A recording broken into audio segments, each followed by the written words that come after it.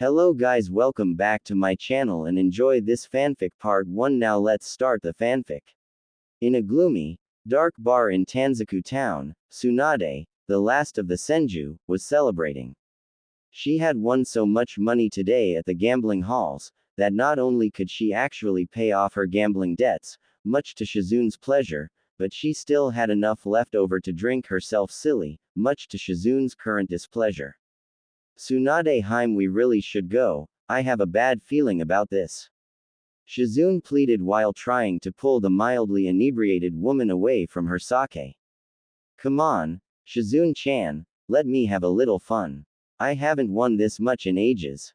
Tsunade was gripping the tabletop so tightly that her fingers had accidentally cracked the wood. As she was chugging sake, she paused to think about what had happened the last time she won big.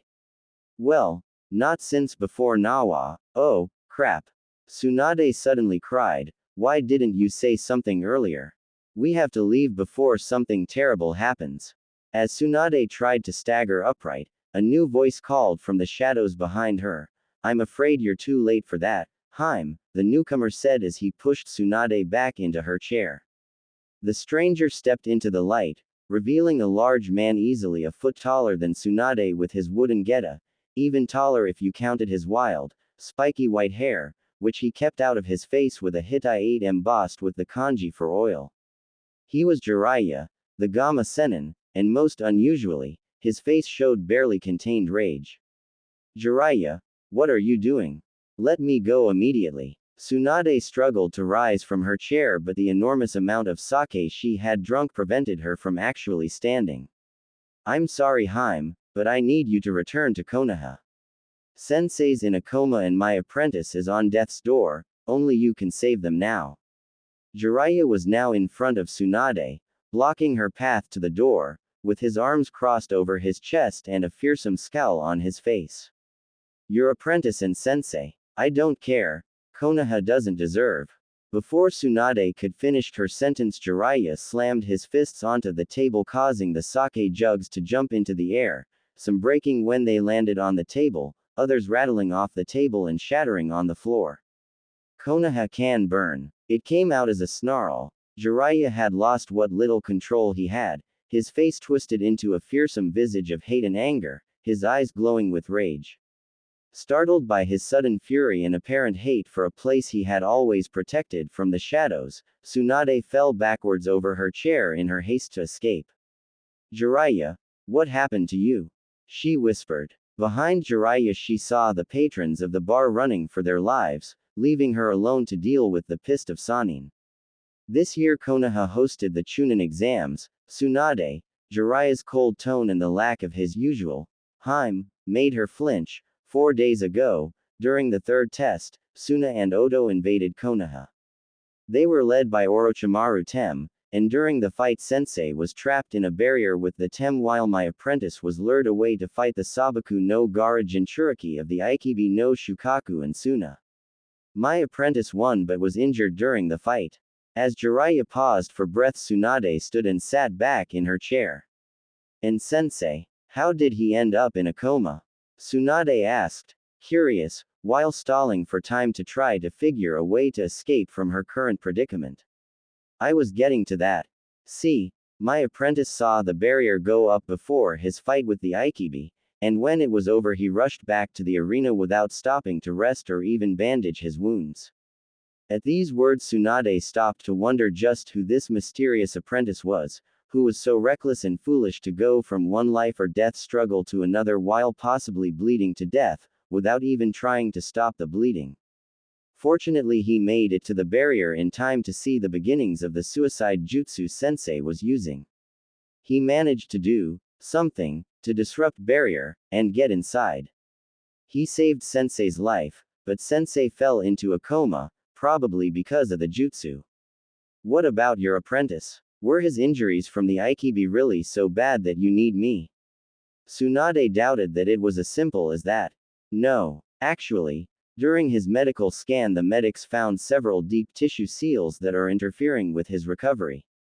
I can't remove them until he's healed, but the surgeons claim they can't help him until I remove the seals. Deep tissue seals. How long were they there for? To prevent the medics from healing him. I mean, they'd have to be there for years to affect someone that much. A frown creased Tsunade's brow, as she stopped to ponder for a moment. Just how old is your student? I thought at first that you might be training Kakashi, but the seals would definitely have been noticed during his time in the Anbu. But, I can't think of anyone else you'd want to train. Lost deep in thought, she almost didn't hear Jiraiya clear his throat and continue. He's 12, almost 13. Before he could continue, Tsunade cut in. Why are you training the last of the Uchiha? I thought you hated training so-called geniuses. I am not training that Kami-forsaken spoiled brat. And if you'd have let me finish my sentence, you would have realized that the last person he could be is Uchiha Sasuke. Jiraiya cut in with a grumble. As I was saying, I'm not sure if the surgeons are telling me the truth about not being able to treat him before I remove the seals, and after the third attempted poisoning in his meals I was tempted to raise the hospital and take him with me to get you. Tsunade was startled by the news that doctors and nurses in the Konoha hospital would try to kill someone who apparently saved them from a rampaging monster, as well as a giant tanuki. And you just left him there. Even after all those assassination attempts. That someone could actually leave someone they claimed to be trying to save in such a situation caused a look of disbelief to spread across Tsunade's face. Actually, I left Kakashi, Asuma and a squad of Anbu guarding him. Kakashi is his Jonin sensei and Asuma is sensei's son, so he should be safe until I get you back home tomorrow. What makes you think I'm coming back? Tsunade shouted at Jiraiya. I hate Konoha and I never want to see it again. Nothing is worth going there again. Before she could build up steam for her rant, Jiraiya held up a hand. Listen up, Senju, Jiraiya growled at Tsunade, dropping all pretenses and showing just how pissed off he really was. Danzo and the civilian council have already tried to order his execution 3 times since the battle, once every council meeting, and the only reason it hasn't happened already is the fact that the Shinobi Council is either terrified of what Sensei will do to them if they let the motion pass, or are trying to pay Naruto back for saving their. Danzo has already petitioned the council to make him Hokage. If he does get elected, then not only will he abduct and brainwash my apprentice and add him to the ranks of Root, but in less than a year the 4th Great Shinobi War will start because of the fool's obsession with war in the name of peace. So shocked by the use of her last name, Tsunade didn't even notice that Jiraiya let slip his apprentice's name. What do you expect me to do? Become Hokage? Because only fools want to become Hokage, and I have no intention of dying for Konoha, especially after what you told me. She was standing up now too, fists clenched at her side, her face red with anger instead of with drink. Even years out of practice, Tsunade angry was a sight to behold. Then you better hope that you can heal Sensei, because if anything happens to Naruto, anything at all, I will personally hunt you down and kill you with my own 2 hands. The killing intent Jiraiya radiated was so intense that Shizune was on the floor gasping for breath, and even Tsunade had fallen to her knees. Jiraiya, what happened to you? Tsunade thought as tears began to fall from her eyes. Didn't you say you loved me? What could have happened to make you so cruel? Jiraiya seemed to loom larger and larger over her. The light grew dim and soon all she could see was his silhouette, his eyes glowing in the dark. Then something clicked in her mind. Did he say Naruto was his apprentice? That cannot be a common name. Does he mean? As the light grew dim she managed to cough out, did you say Naruto? And as suddenly as it came the killing intent was gone, the lights back to normal and Jiraiya's face suddenly creased with worry. I'm sorry, Haim, I was so upset about all this I forgot you didn't know who my apprentice was. Jiraiya rubbed the back of his neck sheepishly. I thought you were refusing to help him because you knew what burden he bears. He stepped forward to help Tsunade up. I'm sorry about losing it like that with you, Haim. It's just, I've been dealing with Konoha and their stupid beliefs for almost 6 years now. And with Danzo, trying to kill him and planning to start a war, then finding out that I had missed those seals for 6 years, Sensei being in a coma, and the woman I love refusing to help, it was just too much in the end. Jiraiya sat down heavily. placed his head in his palms and wept. He wept for his godson who was hooked up to so many machines there was barely any space in his hospital room. He wept for his sensei that wouldn't wake up. And he wept for himself, afraid that he had lost everyone that mattered to him in less than a week. Tsunade was afraid. She had never seen Jiraiya like this before, so angry one minute, and weeping like a little girl the next. Not really knowing what to do, she placed her hands on his shoulders and said, "Why don't you tell me exactly what happened on the way back? After all, if I'm going to help anybody, I need to know the full story." Hearing this, Shizune had perked up. "Does that mean we're finally going back?" "Yes, yes it does. Now help me get Jiraiya up so we can get a move on." Brushing the last of the tears out of his eyes, Jiraiya gave Tsunade a watery smile. "Thanks, but I can stand on my own. We have to hurry back before something bad happens to him. I'll tell you the story while we move." As Jiraiya headed out the door, followed closely by Tsunade and Shizune, he said, "Well, I guess I should start on what most people would call the worst day of Naruto's life." Behind him, Shizune quirked an eyebrow. "Most people? What do other people think is his worst?" Jiraiya chuckled. "Actually, Naruto claims that it's the most important day of his life, which in some ways makes it the best day of his life. After all, he says, good doesn't have to be pleasant, and once you hit rock bottom, the only way to go is up, right?" There was a slight pause as Jiraiya let his words sink in. "Well, I guess it all started the morning of Naruto's 7th birthday. It hurt. Oh Kami, it hurt. He had never felt like this before, never felt fear like this before, never felt pain like this before. Each movement was agonizing, kunai and shuriken scraping against bone, the head of a pitchfork in his shoulder, the glass bottle in his gut. Each breath was fire through 4 broken ribs, each awkward shuffling step was torture, the slash through his thigh had practically hamstrung him. But he couldn't stop. He could hear them gaining every second he was still. He could see the glow of their torches, hear the shouts and screams, the people crying for his blood, smell the sake on their breath, and once again the dizzying wave of terror descended upon him. He did the only thing he could. He ran. Naruto had been looking forward to this day for over a year. He was finally a whole 7 years old and he could finally buy himself a set of practice kunai and shuriken. He needed as much practice as he could. Next year he would finally be allowed to enter the ninja academy. Maybe if he was good enough, people would stop giving him those hateful looks. And there was going to be a festival tonight. Maybe if he was lucky, the matron at the orphanage would let him go and celebrate with everyone. Shikamaru had told him about it yesterday at the park. He liked Shikamaru. Shikamaru was too lazy to really hate anyone. Sometimes he would sit and watch clouds with him for hours. On days where he was really lucky, he would see Choji too. Choji would give him a few of his chips. He loved chips. He never got any snacks at the orphanage, and sit with them enjoying the breeze. Maybe he would see Shikamaru and Choji at the festival today. He couldn't wait. As those thoughts raced through Naruto's head, he bounded up the orphanage's back steps and rushed to the matron's office. Skidding to a stop just in front of her door, Naruto took a deep breath to calm himself, and politely knocked on the door. "Come in," the matron called out in a sweet voice. As Naruto timidly opened the door, the matron saw who it was. "Oh, it's you. What do you want, brat?" The matron was a large, friendly-looking woman, most of the time, but whenever she saw Naruto her voice grew cold, her eyes hard, and a deep scowl appeared on her face. Why you see, it's my birthday today and I heard that there's AFF festival TT tonight." Naruto stuttered out while the matron glared at him. Before he could continue, the matron interrupted, "I expect you want to go." "Well, I'm afraid that you aren't allowed to go. Besides, today is your chore day, as I'm sure you know."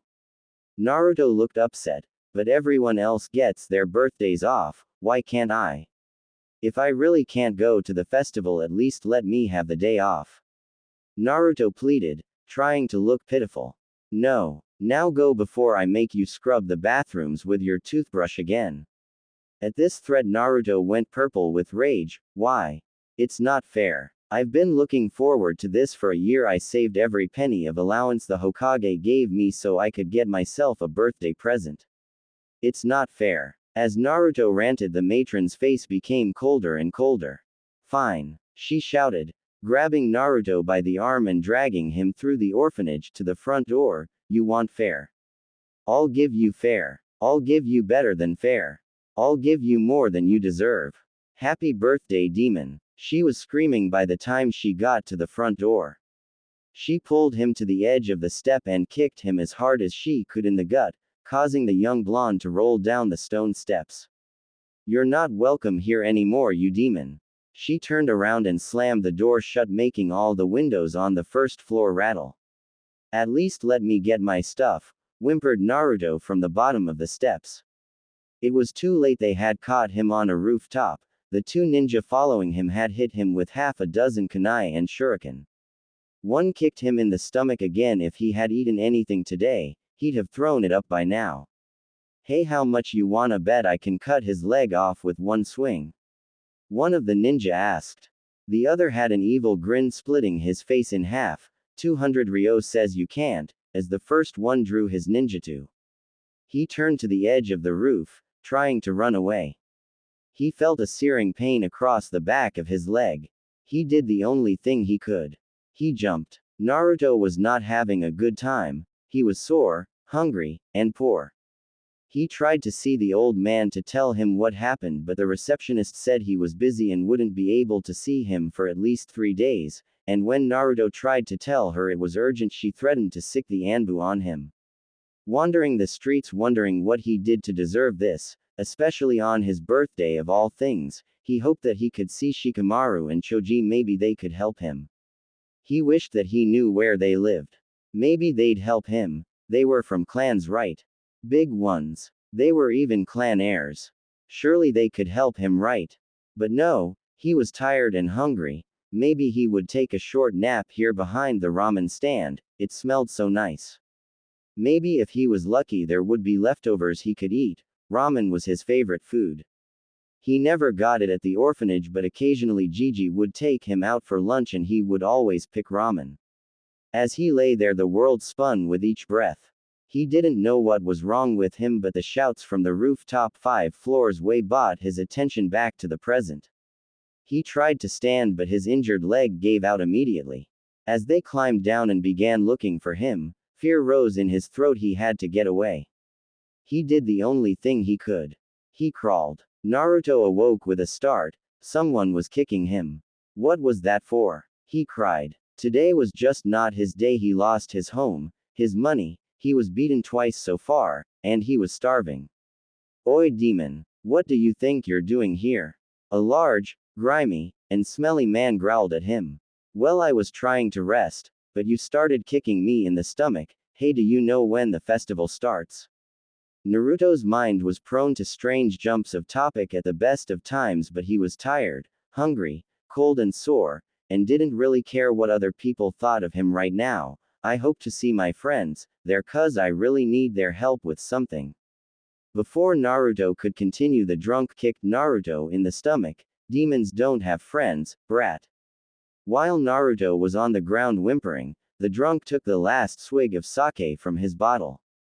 Oh, I know, the drunk belched. Let's play a little game of tag.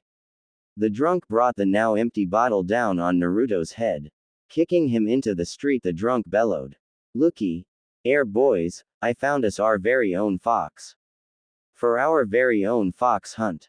Run, little fox, run. Seeing the crowd of smelly drunks leering evilly at him, Naruto ran. It was no use, he couldn't move his body anymore. The evil men had surrounded him. They were kicking him and stabbing him. One pinned him to the ground with a pitchfork as another tried to gut him with a broken glass bottle. As the world faded and the lights dimmed, the jeering calls of the mob quieted into a gentle breeze and the blows softened until he could imagine them as soft raindrops. For a moment there was peace. And he did the only thing he could.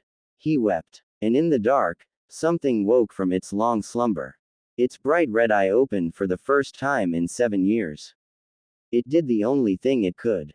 It called. And the child answered. Naruto woke in what appeared to be a dark sewer. The water was barely an inch deep but rising rapidly. So, Ninjin, are you my jailer? Come to gloat have you? The deep voice reverberated through the tunnel. Struggling to stand, Naruto managed to raise himself onto his hands and knees. Looking ahead, Naruto saw the bars of a huge cage stretching from wall to wall and from floor to ceiling. In the darkness beyond the bars, Naruto could see a huge red eye glaring at him. I don't know who you are, where I am, what you want, or how I got away from the mob, but I would never lock someone away. As Naruto spoke, he dragged himself over to the cage. Wow, you're a big fox, you look like you could help me. Would you hide me from the evil men who want to kill me? Shouldn't you cower in fear before the mighty Kyuubi no Kitsune? The Kyuubi was puzzled. Never had anyone actually asked for its help. They either took his power from him or forced him to do their bidding. What's a Kyuubi? Are they strong? Naruto asked with a blank look. Very. I am the strongest Biju in all the land. The merest flick of my tails can level mounts and cause tsunamis.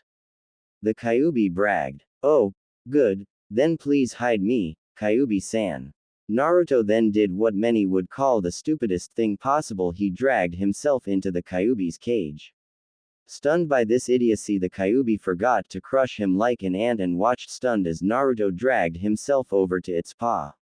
You have very soft fur, Fox-san. I think I'll take a little nap here.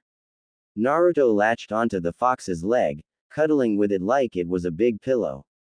The Kyuubi was in shock. He was the biggest, at least until the fourth sealed half of him away. Damn it, baddest, angriest thing on the face of the earth, and this little mortal brat was using him as a pillow. The Kyuubi's internal rant was cut off by the searing pain it suddenly felt blinking in the half-light of torches. It realized just why the brat had come into its cage to hide. As the Kyuubi looked out through Naruto's eyes, he found himself surrounded by 20 angry drunks with weapons, his body mangled. His chakra was too poisonous to use much of without killing the boy, and possibly himself, he wasn't sure. The Kyuubi pushed as much of its chakra into the boy's injured leg as he dared and stood shakily up. His eyes have gone red. One of the men shouted. The demon is getting loose, kill it quickly. The ninja with the sword drew his weapon and approached the panting red-eyed child. Cowards.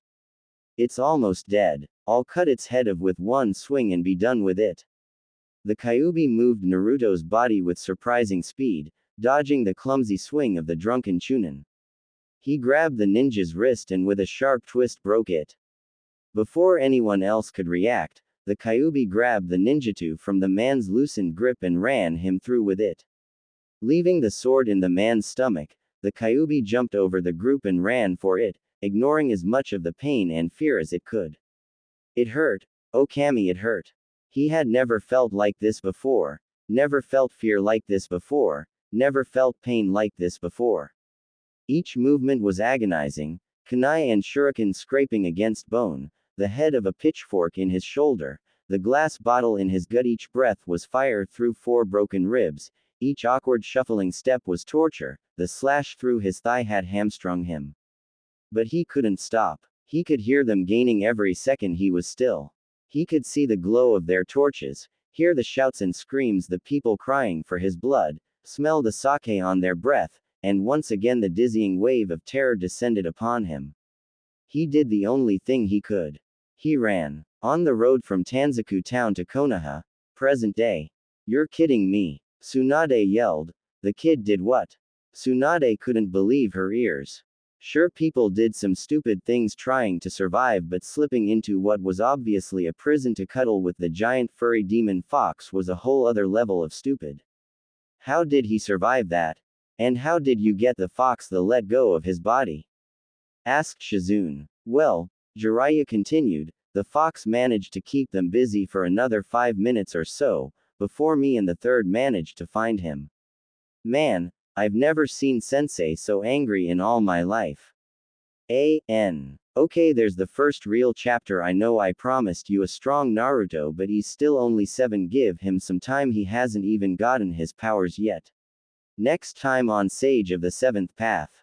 Watch as Sarutobi Hiruzen, Hitaki Kakashi and the gallant Jiraiya flipped their shit. Jiraiya was worried. Naruto, his 7-year-old godson, was missing, his room trashed, and no one claimed to have seen him today. At least there's no blood, that's a good sign, right? I should have taken him in when he was still a baby. How did I let Sensei talk me into leaving him at an orphanage so I could keep running my spy network? Jiraiya dropped from the roof of the orphanage into the enclosed backyard, where he had seen the matron playing with some of the children. Excuse me, miss, have you seen Naruto, little blonde boy about this tall? Jiraiya frowned at the look of disgust that flashed across the woman's face. Naruto. There's never been a boy by that name here. Now, please excuse me, I have children to look after. Jiraiya grabbed the woman's shoulder. Are you sure, miss? Never heard of Uzumaki Naruto. I'm sure the third would absolutely love to hear about this. Scowling, the woman grumbled, I said there never was a boy named Naruto here. I didn't know you were looking for the demon too. Maybe if you hurry you'll be able to get some of the action. Last I heard it was giving the hunters quite the chase. Take what you want as a trophy, but I have dibs on its head, it'll look fabulous over my fireplace. Besides, I set up this little fox hunt, so it's mine by right as organizer, the woman said smugly, not noticing the look of shock and horror that was spreading across Jiraiya's face. The entry fee for the hunt is 50,000 ryo, payable too. Before she could finish, Jiraiya punched her in the gut, lifting her 3 feet off the floor. That demon is my godson, Jiraiya growled, you're coming with me, bitch. With that, Jiraiya slung the unconscious woman, who was now foaming at the mouth, over his shoulder and shunshined away in a swirl of leaves. Skidding to a halt in front of the Hokage's tower, Jiraiya stormed into the reception area. Get me Sensei and tell him it's about Naruto. The receptionist looked up from her work, actually a game of solitaire, barely lifting an eyebrow at the sight of a large man with a larger woman slung over his shoulder. Hey, ninjas are weird. Naruto's already been here. I've set him up with an appointment in, she looks down at her appointment book, 2 weeks. Knowing him, whatever it is can wait. By this point Jiraiya was pissed, and as much as he hated the woman slung over his shoulder, this lazy bitch was now number 2 on his shit list. Seething with rage at the apathy that might have just cost him the closest thing he had to family, Jiraiya lashed out with a foot, catching the desk and flipping it over the receptionist's head and into the door behind her. Jiraiya stormed into the Sandaime Hokage's office. Naruto's gone missing. Apparently a group of drunks decided to have themselves a fox hunt. After this whore, he spat, dropping the matron on the floor, decided that Naruto wasn't welcome at the orphanage anymore. Before he had finished speaking, Sarutobi Hiruzen, the Sandaime Hokage, was already pulling out his crystal ball, flashing through the hand seals and muttering the jutsu under his breath. Something's wrong with his chakra, I can't find him. Flashing through another set of hand seals, Hiruzen readjusted his crystal ball's focus. Sighing with relief as the ball refocused with Naruto's distinctive orange jumpsuit swimming into view, the Hokage said, he's still alive. The tracking seal I placed on him is still functioning. Trailing off, his eyes widened as the now Kyuubi-controlled Naruto struggled down an alleyway, his many wounds obvious. Kami, Jiraiya, we have to hurry, he's already half dead. The Hokage cried as he jumped up and grabbed his robe and hat before leaping out of the window and running off, Jiraiya quickly catching up. Why the hat, sensei? Jiraiya questioned. Despite the urgency of the situation, he was genuinely curious as to why his sensei grabbed his hat before running off. I want those responsible and all who witness, to know what happens when you threaten one of Konoha's own. I'm not stopping them as Naruto's Jiji, Sarutobi Hiruzen, but as the Sandaime Hokage, whose job it is to protect those who live within Konoha's walls. For the first time in its long life, the Kyuubi was tired. It had learned much in its short time controlling Naruto's body. It had always known the feel of the hunt, but that was as the thrill of the hunter, not the terror of the hunted. It thought it had known pain, but compared to the boy's wounds, the ceiling was a bad sunburn. But the exhaustion it felt right now was something that the Kyuubi had never had experienced before. Its body was made of pure chakra, so it couldn't get tired, ever, but now he was tired. It had run as hard and as long as it could, but the boy's body couldn't take much more. It was taking all of the Kyuubi's impressive control just to remain upright and walking now. His vision was swimming from blood loss, so the Kyuubi didn't notice the alley he was in was a dead end and staggered into the back wall, knocking himself down in the process. After dragging himself upright, the Kyuubi looked towards the mouth of the alley only to see its only path of escape cut off by the mob. Shit. What a way to go, ninjan. The Kyuubi questioned. Not hearing a response, the Kyuubi looked into the seal. The Kyuubi saw that the mortal brat had moved from his wrist to the crook of his elbow and was gently snoring. How could those villagers confuse him with me? He looks about as threatening as a newborn kit. Unknown to the fox, a new emotion had filtered through Naruto into him. Curling up around the sleeping Naruto, the fox murmured aloud, "You're not bad for a mortal, Kit. I wish I could have done more for you, but if I used any more chakra, your chakra pathways would have exploded, kind of defeats the whole purpose." The fox placed a large hand over Naruto. "All I can do now is make sure you're comfortable when you die." In the physical world, Naruto's body collapsed against the wall, no longer having the strength to stand. Deciding that no one deserved to die alone, the fox prepared to enter Naruto's mindscape and the seal within. As his eyes were closing, two shapes blurred in front of him, one white and the other green. Blinking at the sudden intrusion, the fox wondered what was going on. Seeing the mob through the crystal ball and seeing them in person were two very different things.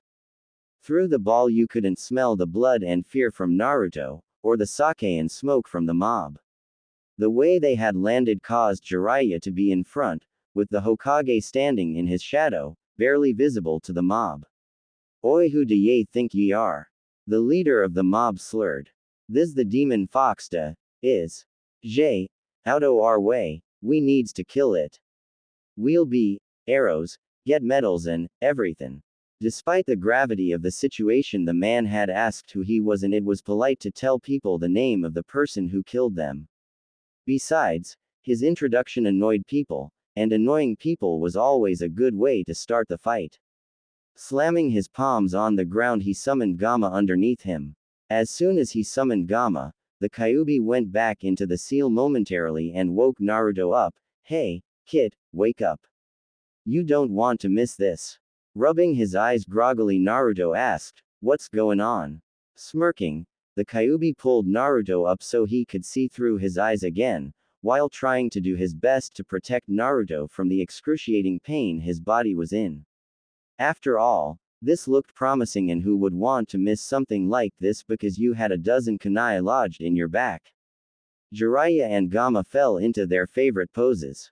"Thanks for asking." Mount Myoboku's Gamma Sennin, member of the legendary Sannin, the gallant Jiraiya. Pausing momentarily to enjoy the confused looks on their faces, Jiraiya continued, "You'd better remember it because it's the last thing you'll ever hear. The smarter ones were already trying to run." "Oh, no you don't." Gamayuden toad oil bullet. Jiraiya sprayed the mob, including those trying to escape, with thick, slimy oil, immobilizing them for what was to come. Stepping to the sides to the mob and the large number of people gathered around them to watch, from a reasonable safe distance. After all, ninja were dangerous, and the one with the frog claimed to be the gallant Jiraiya, could see just who was standing behind him. The whispers started when they saw the Hokage. "It's the Hokage, we're saved." "No, you fool, he has a soft spot for the demon." "What's he gonna do? Arrest us?" "The council hates the demon more than we do. We'll get off with a fine." "Hell, they'd give us medals if the demon kicked it." "Oh man, I knew this was a bad idea, we're so dead." "Danzo-sama, I have failed you," one in the back whispered. Jiraiya made a mental note to keep a closer eye on the old warhawk, despite the anger clouding his vision. "I, Sarutobi Hiruzen, Sandaime Hokage, after hearing the confessions of the accused, sentence you to immediate execution for the crimes of assault and battery, attempted murder of a minor, attempted murder of a clan heir, attempted murder of a clan head, attempted genocide of a clan, violation of an S-class secret, and child abuse. The silence was deafening. Then the screams started. What clan? He's an orphan. One shouted. Another cried, genocide. There's only one of him. As the screams got louder, more and more people gathered on the roofs and across from the alley, watching and waiting to see how the Sandaime would carry out his orders of execution. Silence. Hiruzen bellowed. I believe most of these crimes are self-explanatory and obvious. However, let it be known that not only is Uzumaki Naruto the last known Uzumaki of Uzu no Kuni, he is the direct descendant of the last clan head, which, while technically only a clan heir, crimes against him are legally judged as if they were made against a clan head.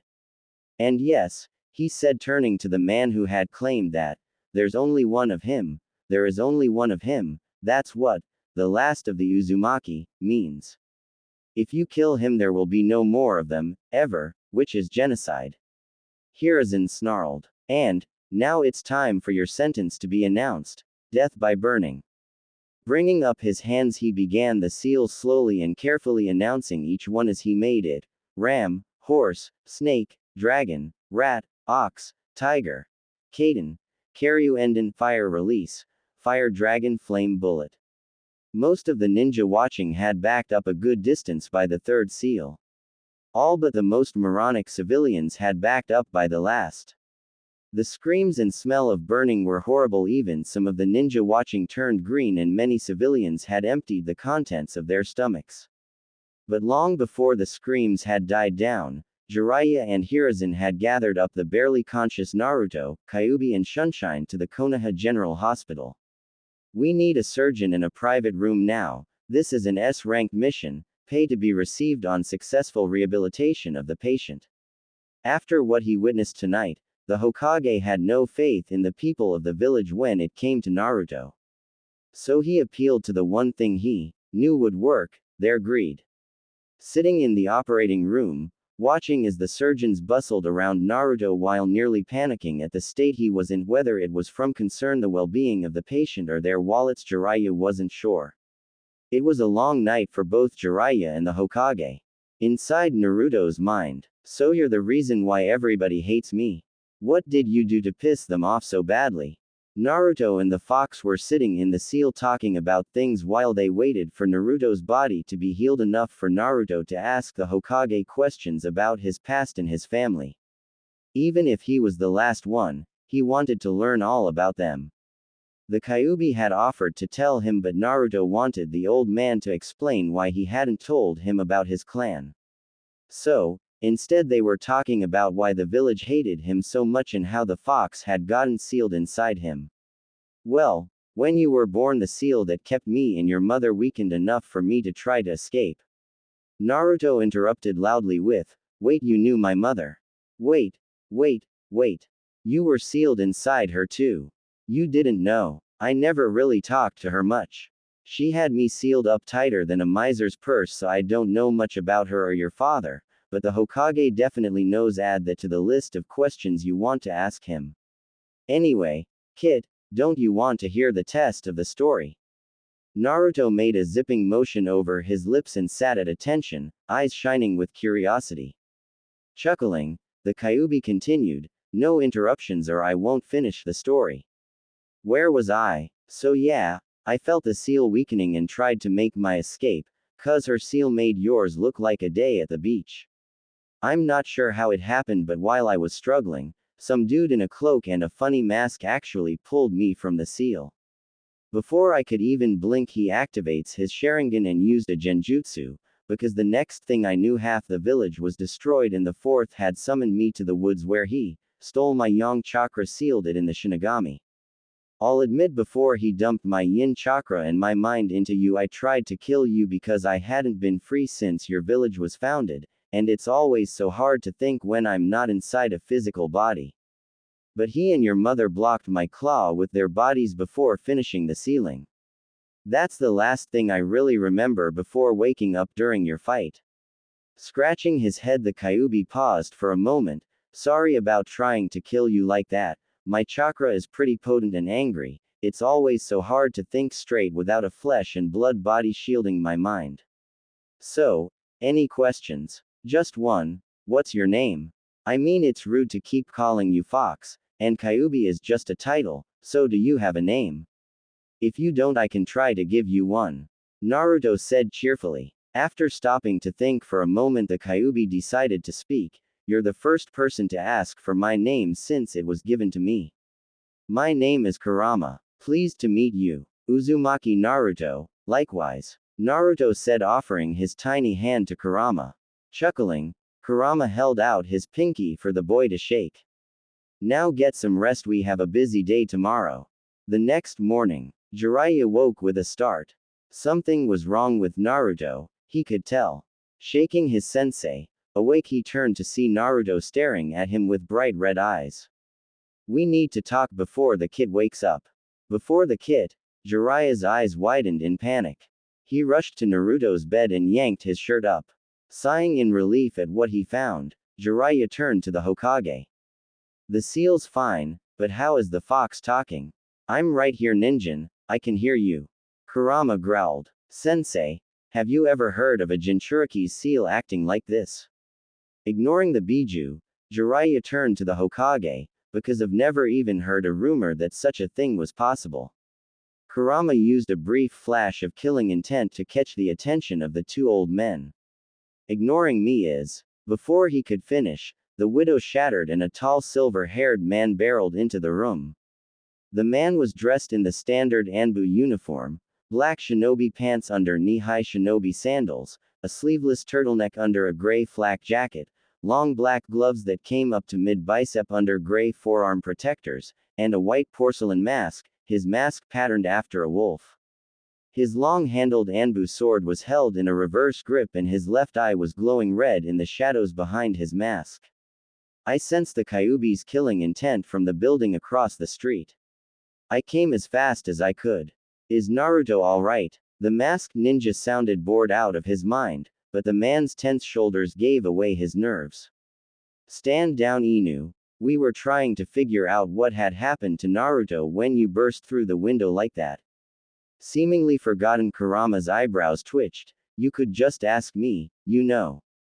I am still here. Inu jumped at the deep, almost demonic, voice coming from the 7-year-old boy. What's going on, Hokage-sama? Palming his face, Hiruzen said, how about we let the fox tell us exactly what's going on, since he seems so eager to share.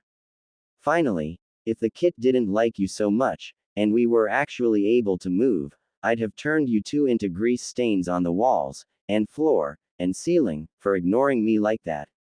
The fox grumbled, momentarily forgetting why he was even bothering to talk to these two. You wanted to know what happened last night, right? Well, to start, the kid is the either stupidest, or the craziest being ever, followed closely by your villagers.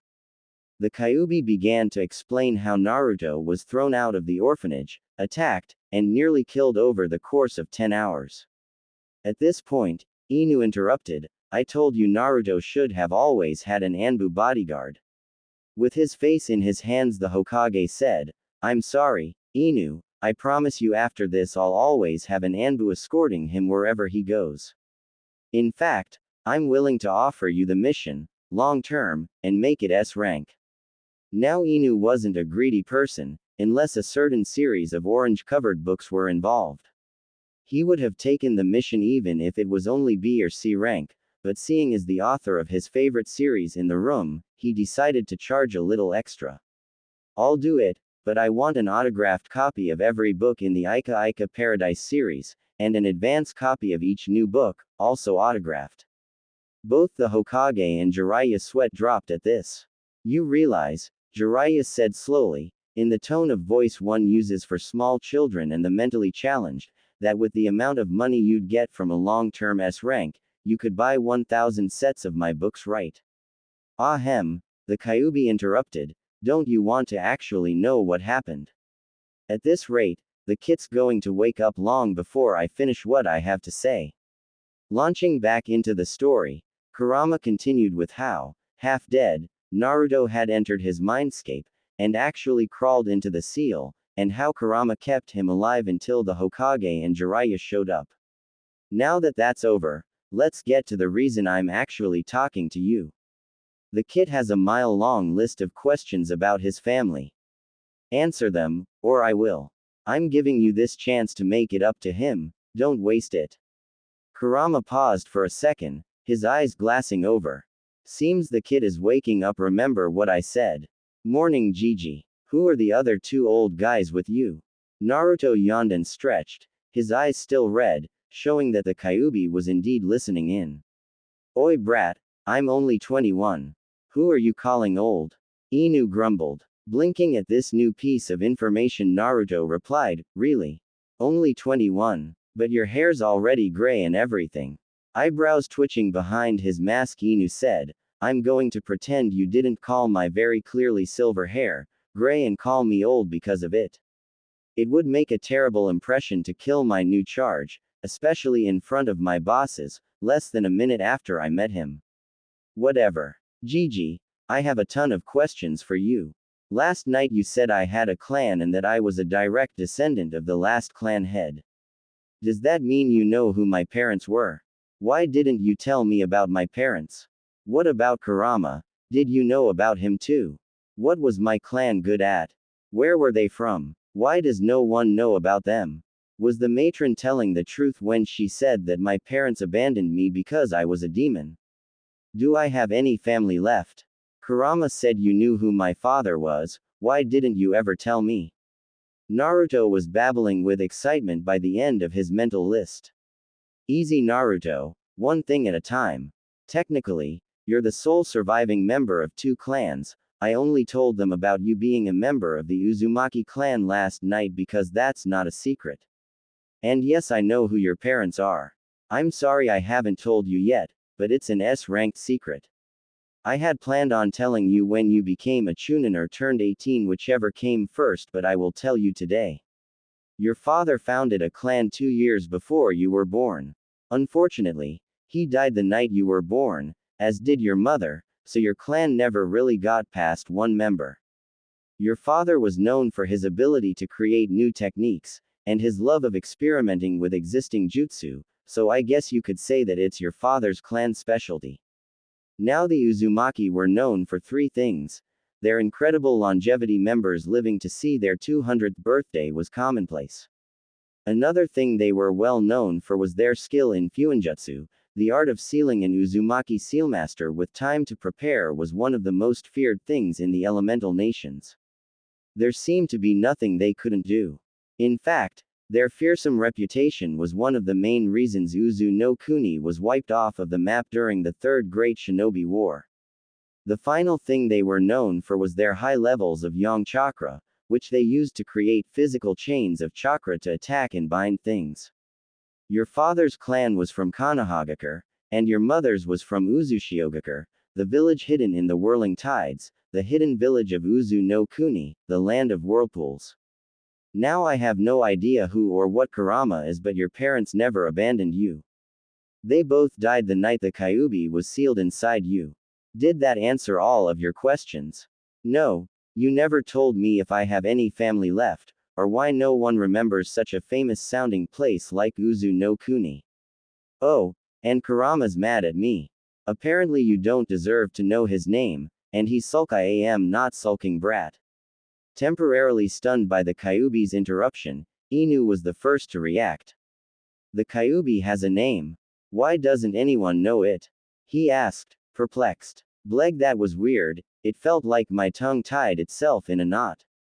Naruto complained, making weird noises with his tongue, like he was trying to get peanut butter off the roof of his mouth.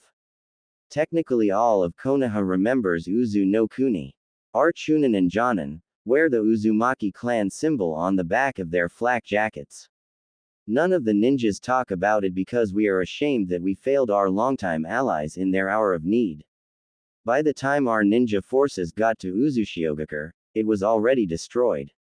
Now to answer your last question, before I move on to your parents, yes, you have one known relative on each side of your family. Oddly enough, it's the same person, Senju Tsunade, granddaughter of Senju Hashirama, the Shodai Hokage. She is your first cousin once removed on your mother's side of the family. Your great-grandfather's sister on your mother's side was Uzumaki Mito, wife of the Shodai Hokage. Your father's side of the family is a little more complicated.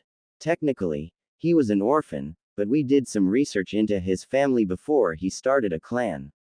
His family was distantly related to the Senju as well, which makes Tsunade your third or fourth cousin, I can't remember which. Jiraiya frowned at this. Wait, this brat's related to Tsunade Haim twice. Does she even know? Why are you letting his closest relative run around Hai no Kuni drunk off her? Yes, no, and because currently she's mentally unfit to raise a child. The loss of Dan and Nawaki extinguished her will of fire. Now Naruto, before I tell you your parents' names, you must know that this is an SS class secret, and you may not tell anyone without my direct approval before you reach the rank of Jonin. Swear this to me now and then I will tell you your parents' names.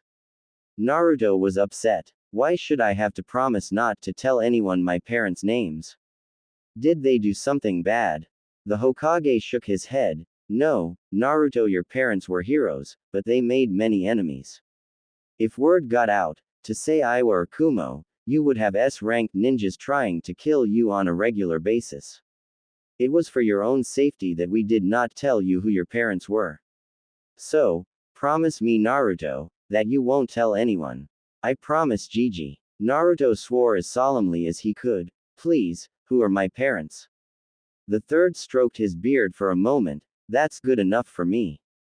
Your mother was Uzumaki Kushina, the Akai Chishio no Habanero, red hot-blooded habanero, and former Jinchuriki of the Kyuubi no Kitsune. Your father was Namikaze Minato, Konoha's Kiroi Senko, Yellow Flash, the Yondaime Hokage, and the man who sealed the Kyuubi in you after it escaped its prison. Naruto's eyes were as wide as saucers. His parents were heroes. Famous ones. His biggest hero, the man he dreamed of surpassing, was his father. He'd never been so happy. So he did the one thing his brain was capable of handling. He fainted. Jiraiya stood up and walked over to the unconscious boy. I wonder, he muttered, pulling Naruto's eye open to see if his eyes were still red and silted like the fox's. What he saw was definitely not what he expected. Instead of the bright cerulean blue Naruto's eyes were normally, there was now a band of light purple around a contracted pupil. That color looks familiar. If I could only remember where I saw it last, he wondered. Naruto was going stir-crazy. He'd been trapped in this hospital bed for a whole week. After he tried to escape for the third time the first day, they actually tied him down. And Kurama was no help. He was laughing his fuzzy off inside Naruto's head, apparently enjoying the sight of his jailer imprisoned. All he would say was, complain to me after you've been locked up for 150 years. To pass the time, Naruto had started reading Fuinjutsu for Dummies, or How to Make a Storage Seal with All Your Fingers Intact by the gallant Jiraiya. It was the first in a series of Fuinjutsu instruction manuals. It was complicated stuff. Even the most basic seal gave Naruto a headache, but Naruto swore that he would become the greatest seal master ever. After all, both his parents were seal masters. It was in his blood, and he would get there even if it killed him. He really wanted to start making a seal, but Jiraiya took one look at his handwriting and said, even if you made the seal perfectly, your handwriting is so bad, all it would do is explode in your face. I'll get you a calligraphy writing set, but no chakra inks until I say so. And if I catch you trying to make a seal unsupervised, chakra ink or not, by the time I'm done with you, you'll wish the seal blew up in your face. So Naruto had read, with some help from Inu, who was appalled that no one had actually tried to teach him to read, and impressed with how much Naruto had managed to teach himself, through 3/4 of the book and made his handwriting almost legible. But right now all Naruto wanted to do was get out of this place. Although he wasn't sure where he'd go when he got out, he felt anything would be better than the stupid hospital. Let me out of here. I am so bored. I'll get you for this. I'll prank you so hard your grandkids will feel it. Naruto had been shouting similar threats for the last 2 hours. Inu was sitting in the corner reading from a small orange book, apparently oblivious to the racket the blonde was making.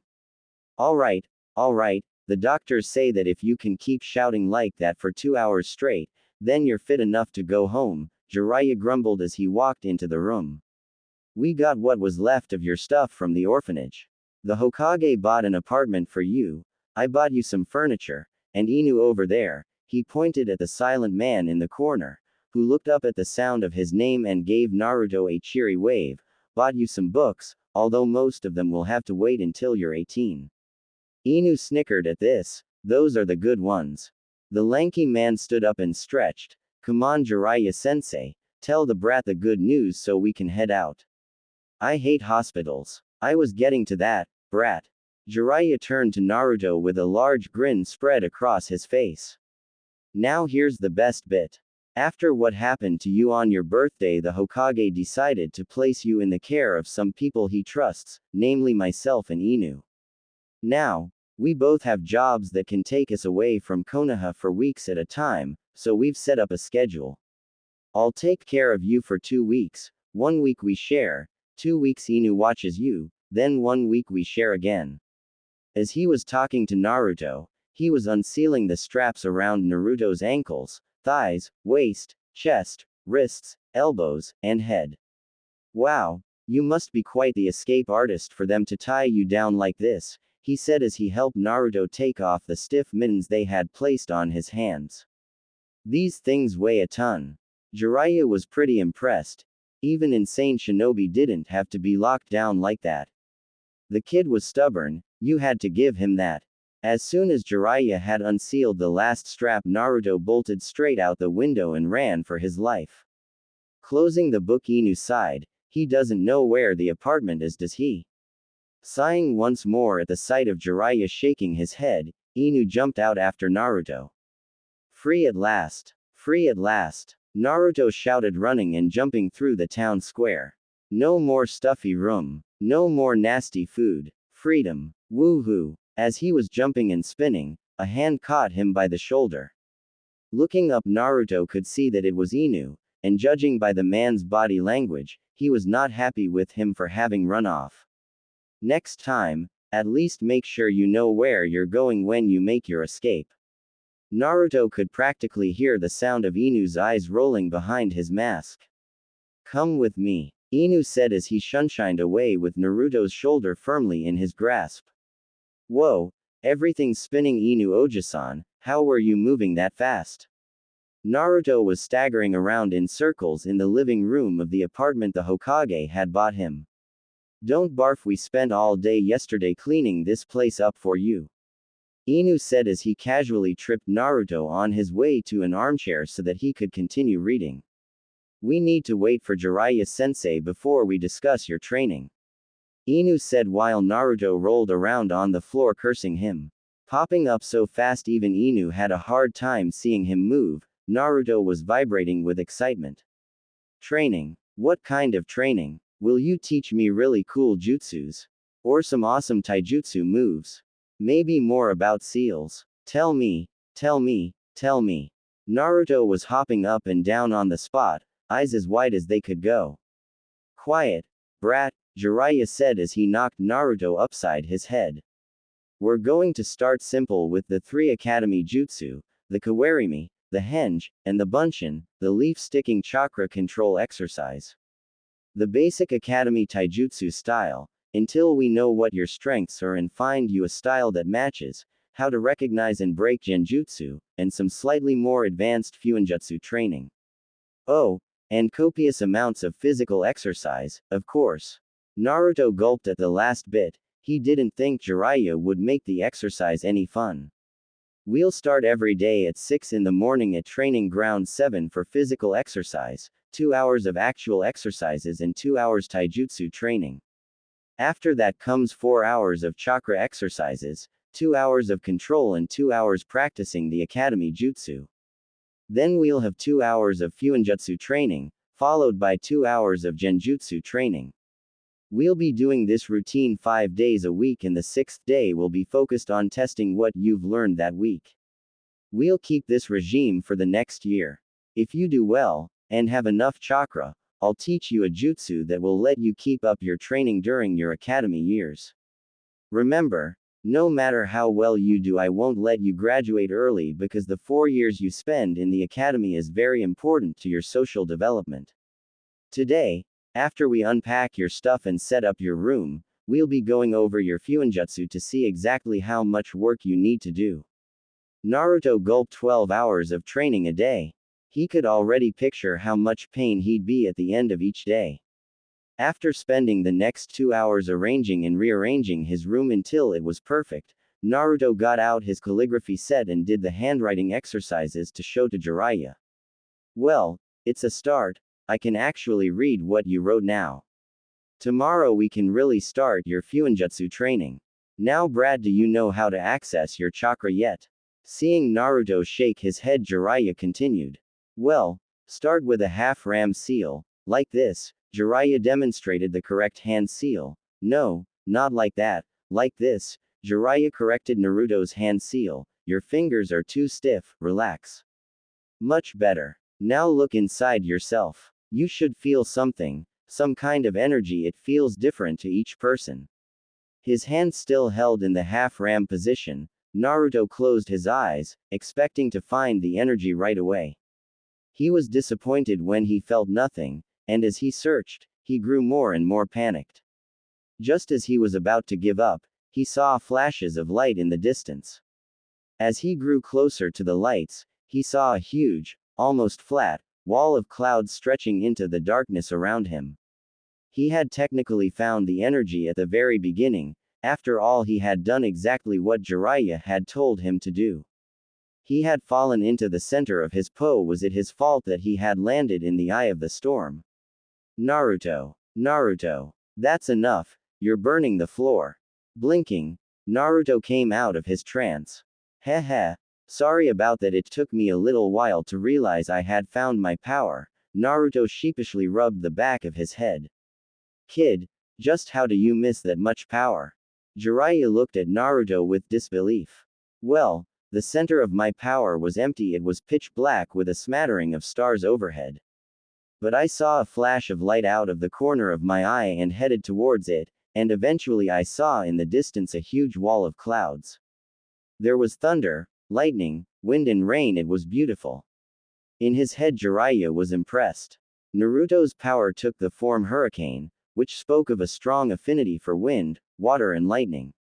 Then there was the fact that he had found his power instantly, and on his first try. The kid had real talent. It was shame he was as dumb as a box of rocks. Reaching into his pocket, Jiraiya took out a piece of chakra paper. I had intended to save this for later, but after what I just heard, I have a theory that I want to test. Here, take this and channel some chakra into it. Looking at him as if he were mad, Naruto took the paper from Jiraiya and did as the Sennin said. Naruto yelped in surprise as the paper he held shredded itself into 10 pieces.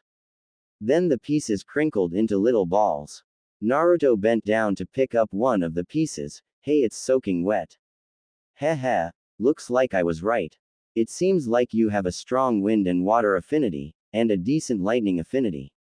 Having 3 affinities is quite rare. I can only think of 1 or 2 ninja with 3 affinities, most people only have 1. Really? How many do you have? Which one is it? Naruto asked. Believe it or not, I have the 2 you don't have, earth and fire. Inu is one of the ninja I know of with 3. He has lightning, water, and earth. Now before you ask, not having an affinity doesn't mean you can't use jutsu from that affinity. Inu over here is quite skilled with fire jutsu, but he's had to work a lot harder to get as good as he is with them. Now go to bed. We have a busy day tomorrow and you'll need all the sleep you can get. And he was right. By the end of the day, every muscle in Naruto's body felt like it was on fire. If anything, the next day was worse. Naruto barely managed to crawl into bed that night. But the third day was better. Naruto still hurt all over, but the individual exercises were less painful. And so it went for the next 6 months. Each day Naruto got a little better, and eventually he moved from the leaf sticking exercise to the tree walking exercise. He had learned the henge almost immediately, and the kawarimi soon after. But try as he might, he was getting nowhere with the Bunshin no Jutsu. His Fuinjutsu had improved by leaps and bounds. He could make basic storage seals and he could make functional, if unpredictable, explosive tags. Jiraiya discovered that while Naruto had a lot of potential for genjutsu, his control was so horrible that making them was almost impossible. Plus, he was so thick that the first time he was placed in one he didn't notice for 6 hours. Eventually, Jiraiya taught Naruto 3 elemental jutsu, one for each of his elements: Fuden, Daitapa wind release, Great Breakthrough Suiden, Suban water release, Water Whip, and Raiden, Seidenki Shogeki lightning release, static shock. And while he enjoyed learning them more than the Academy 3, his chakra control was pretty poor and he had a tendency to overdo the jutsus all the time, leaving him exhausted by the end of the day. During this time he finally learned Inu's name, which was Hitaki Kakashi. Naruto also learned that Kakashi was one of his father's students and Kakashi promised him that when he graduated he would teach Naruto some of his father's techniques. Whoa, don't stop there. It was just getting good. Tsunade grumbled, who had become genuinely interested in the brat's story. Jiraiya had decided to stop and scout out a suitable camping location. They had been traveling for a few hours already and as it had already been dark when they left it was almost midnight. The next morning Tsunade, who had taken last watch, woke Jiraiya up by kicking him in the ribs. It's morning. Get up and get on with the story, you evil bastard. Ugh, woman, I think you cracked my ribs. You could have just shaken me awake. I took middle watch, couldn't you let me have another hour of sleep? The sun's not even up yet. Indeed, the sky was gray with pre-dawn light and they weren't due to start traveling for another hour. Just shut up and tell the story. Jiraiya decided that even her interest in the story wouldn't save him if he pointed out the contradiction in that statement. All right, get Shizune and I'll pick up where I left off. Konoha. 5 years, 2 months, 11 days ago. Naruto and Kakashi had just got to Training Ground 7 when it happened. The training ground filled with a thick white fog, and a voice echoed from around them: 8 fatal targets, larynx, spine, lungs, liver, jugular vein, subclavian artery, kidneys, heart. Which one should I kill you with? Shit. This is the Kurigakure no Jutsu. Kakashi was worried. He was almost certain the person was an assassin after Naruto, which meant that the user of this jutsu was skilled in the silent killing technique. Kakashi grabbed Naruto by his shoulder. Naruto, on the count of 3, I want you to fire a Daitapa directly ahead of you, Kakashi whispered into the blonde's ear. 1, 2, 3, Kaden. Gokaku no Jutsu. Fuden. Daitapa. The two techniques collided with each other, the wind feeding the flames until the fireball had reached humongous proportions. The heat from the flames evaporated the mist, revealing a large pale man with his Hittite sideways, the lower half of his face hidden by bandages, striped gray-blue pants, black and white camouflage patterned leg and arm warmers, and a belt over his shoulder which was used to hold the mammoth Zanbeitu he held casually over his shoulder. Momochi Zabuza, the demon of the hidden mist. I heard you became a missing nin, what are you doing all the way out here? As Kakashi entered his combat stance he lifted his Hittite to reveal his Sharingan. Copycat Ninja Kakashi, what an unpleasant surprise. I'm going to have to renegotiate my price for killing the boy. As he was speaking the mist was slowly getting thicker. Suddenly charging forward, Zabuza swung his sword, the mighty Kubikiribocho decapitating carving knife executioner's blade, directly at Naruto, who was frozen in fear. Kakashi managed to intercept the blow with a kunai, which Kubikiribocho immediately began to cut through. You can't beat me with just a kunai, Kakashi. Zabuza said while increasing the weight he put behind his sword. Good thing I have more than a kunai. Kakashi kicked Zabuza in the gut, sending him flying backwards a few feet. Kakashi charged, getting inside Zabuza's guard, using the Kubikiribocho's massive size against Zabuza. Keeping up with Zabuza with his Sharingan, Kakashi's punches and kicks flew with blinding speed. Unfortunately, Kakashi didn't realize he was pushing Zabuza towards the small stream that bordered the training ground. Not bad, but you're still going to die. Taking a deep breath and making the tiger hand seal, Zabuza continued his attack. Suiden, Teppadama, water release. Gunshot spitting several blasts of water at Naruto, he forced Kakashi to move to intercept them, giving him enough time and room to gather water for a slightly larger attack. Suiden, Suihachi, water release, water bowl. Using the high-powered jet of water spraying from his palm to force Kakashi farther away from Naruto, allowing Zabuza to begin his third attack. Suiden, Subin, water release, water whip. Firing 3 whips at Kakashi, Zabuza used the momentary distraction to charge in close and try to decapitate the copy ninja. But, just as he raised his sword, a flying ball of orange slammed into his side. So instead of taking Kakashi's head off in one swipe, the sword just bit into his side, injuring Kakashi but not killing him outright. Naruto, run to the Hokage's office, I'll hold him off as long as I can. Hell no. There is no way I'm leaving you here, Kakashi Oji-san. I can fight too. Fuden. Datappa. Unfortunately, instead of the huge blast of air Naruto had fired earlier, this one was barely more than a sneeze. Zabuza barely had to move to dodge the attack. Zabuza countered his attack with a roundhouse kick that cracked Naruto's ribs and sent him crashing into a tree. As Naruto was sent flying, Kakashi broke free from the water whips. Tired and bleeding heavily, Kakashi used the last of his energy to charge up a Chidori and rush at Zabuza. Unfortunately, the blood loss and the onset of chakra exhaustion were setting in, so instead of impaling Zabuza through his heart, he gave Zabuza a wound on Zabuza's left side to mirror his own wound on the right. Clutching the wound on his left side, Zabuza looked down at the unconscious ninja. What the hell was that? 10 feet away Naruto was coming too, and part of him would have rather stayed unconscious. His right eye, the one with the purple ring around the pupil, felt like someone had stabbed him in the eye with a kunai. His vision swam, strange colors swirling in the air. He felt something warm and wet, like tears but sticky, flowing from his eye. Rubbing it off of his face, he looked at his hand and realized he'd been crying tears of blood. That can't be healthy, Naruto thought. Trying to focus on what was in front of him, he saw Kakashi on the ground and Zabuza standing over him, one arm clutching his side, the other holding his sword over Kakashi. As he swung his massive sword, Naruto stretched his hand out, wishing there was something he could do. Suddenly, his chakra flared and Kakashi flew through the air to Naruto's outstretched hand. Growling, Zabuza turned to the bleeding blonde, who was gasping from the sudden loss of chakra and the stabbing pain in his eye. Nice trick, kid, but that only bought you a few more seconds to live.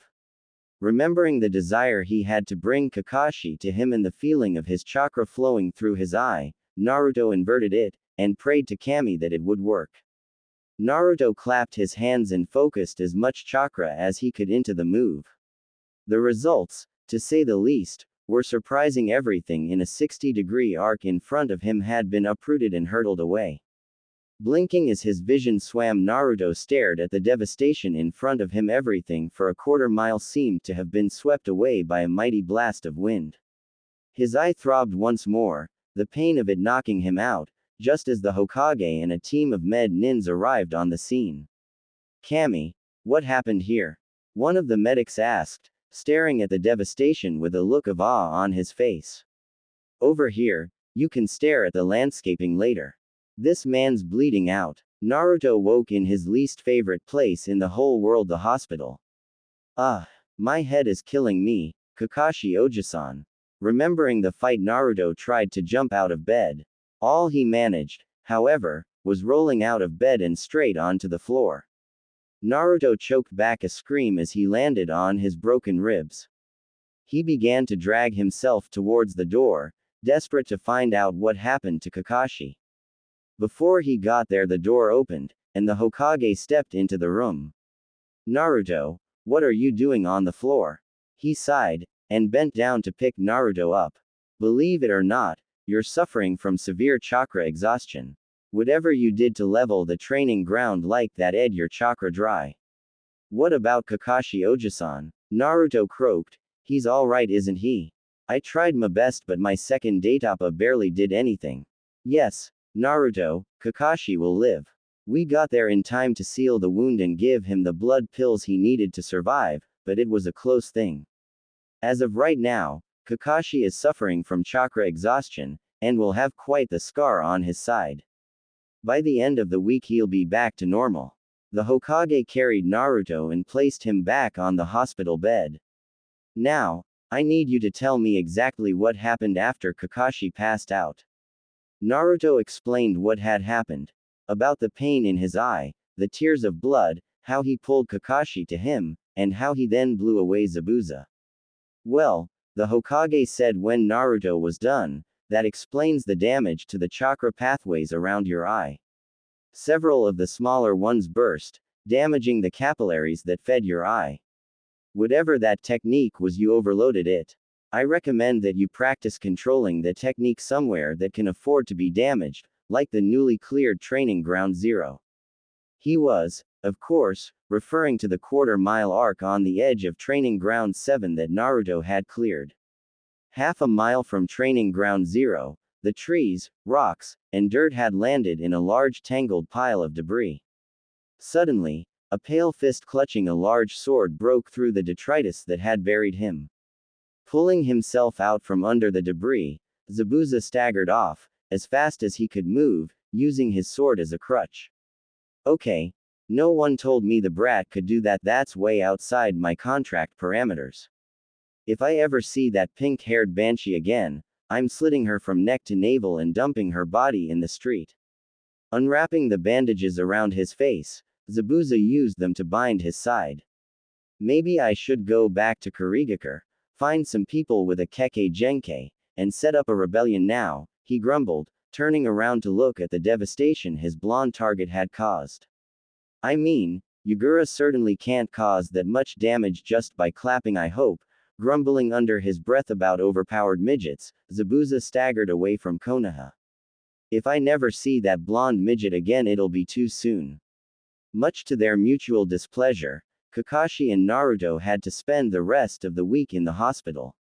Needless to say, when Jiraiya returned, he was less than pleased with what had happened. Vowing to make both their lives miserable for at least the next 6 months, Jiraiya demoted Kakashi from fellow instructor to student, and expressly forbade him from using his Sharingan until Jiraiya said so. Jiraiya had claimed that Kakashi's reliance on his Sharingan's ability to predict his opponent's moves, and as easy way to learn new moves, would get him killed. Jiraiya had assigned Kakashi 8 hours of ninjutsu practice a day.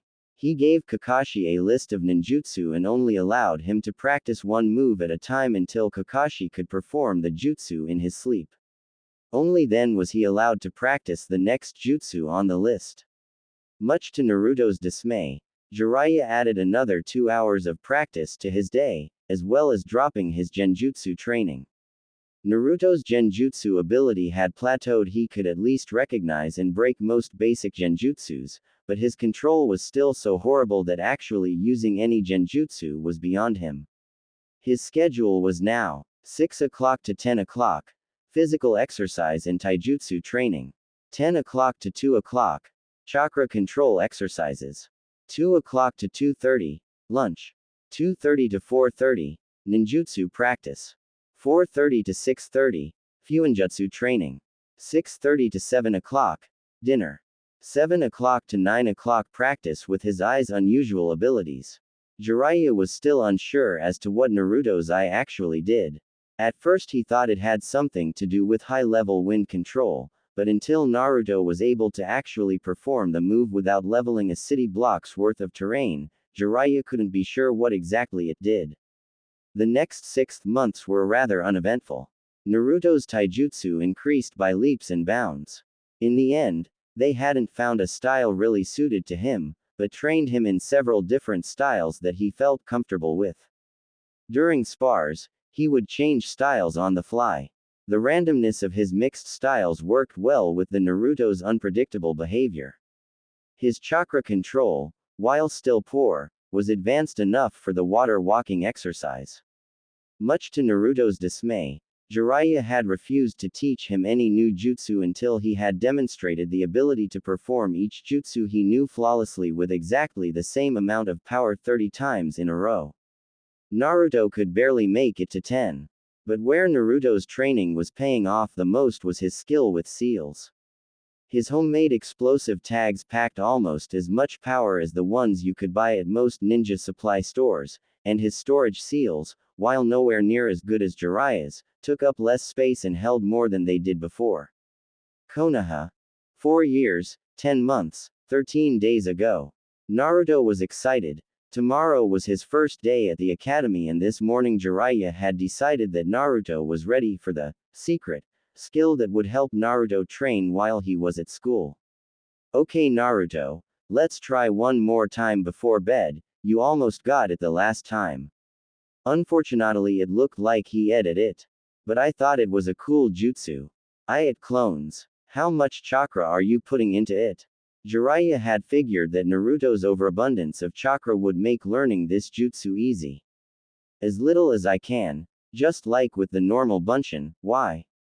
Because, if you were paying any attention, you'd have realized that I said this was a chakra-intensive jutsu. Go ahead and use as much chakra as you want. Jiraiya expected that Naruto could pull off 3 or 4 clones at a time, so telling him to go all out wouldn't cause a problem. Boy was he wrong. Naruto was excited. Tomorrow was his first day at the academy, and this morning Jiraiya had decided that Naruto was ready for the secret skill that would help Naruto train while he was at school.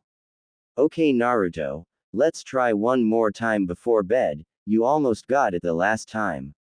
Unfortunately, it looked like he edited it. But I thought it was a cool jutsu. It clones. How much chakra are you putting into it? Jiraiya had figured that Naruto's overabundance of chakra would make learning this jutsu easy. As little as I can, just like with the normal Bunshin. Why? Because, if you were paying any attention, you'd have realized that I said this was a chakra-intensive jutsu. Go ahead and use as much chakra as you want. Jiraiya expected that Naruto could pull off 3 or 4 clones at a time, so telling him to go all out wouldn't cause a problem. Boy was he wrong. Kage Bunshin no Jutsu. Road to Konoha present day. Wait just a second Jiraiya. You taught a 7-year-old the Kage Bunshin. Are you insane? The fact that Tsunade had latched onto this point, instead of say the fact that the kid leveled a quarter mile of terrain by clapping, amused Jiraiya to no end. I never even got to the good part, Harem. Anyways, the kid has a crap load of chakra, the jutsu was practically made for him. Besides, if you'd have let me finish you'd have seen that I was right, Jiraiya mumbled to himself, too right really. Jiraiya-sama, how can one be too right? Shizune had heard Jiraiya murmur to himself. Well, if you'd let me continue telling the story. Konoha. 4 years, 10 months, 13 days ago. Kage Bunshin no Jutsu. There was a cloud of smoke, and when it cleared, the training ground was filled with copies of Naruto, packed shoulder to shoulder. By Jiraiya's rough calculation, there was almost 1,000 copies of the young blonde. Blinking in surprise, Jiraiya said, well kid, you certainly have a lot of potential. Road to Konoha present day. Surely you're exaggerating, Jiraiya. 1,000. Tsunade interrupted. I mean, to be able to make that many clones and not die, he'd have to have twice much chakra as you, and that shouldn't even be possible. What do you feed him? No, I'm not. 3 times actually. Apparently it is. Ramen. Lots and lots of ramen. Seriously, the kid can eat 3 times my body weight in one sitting. Now stop interrupting me. You were doing so well before, it's hard to tell a story when you keep getting interrupted. Konoha. 4 years, 10 months, 13 days ago. How do you feel, kid? You just did something that not even the Hokage can do. Hell, I couldn't make half as many clones as you did. Really. Once you told me to pump my chakra into it, it was easy. I'm not even that tired. Training with my eye is more tiring than this. Dispel all of the clones but one, and I'll show you the secrets of this technique. After Naruto did as he was told, Jiraiya took the clone a distance away and hid behind a tree with him. Placing his hand on the Naruto clone's shoulder, he said, "Naruto, you have the most potential of any ninja I've ever met. Your father would be proud of how much you've grown in such a short time, I certainly am." Then he punched the clone in the face, dispelling it instantly.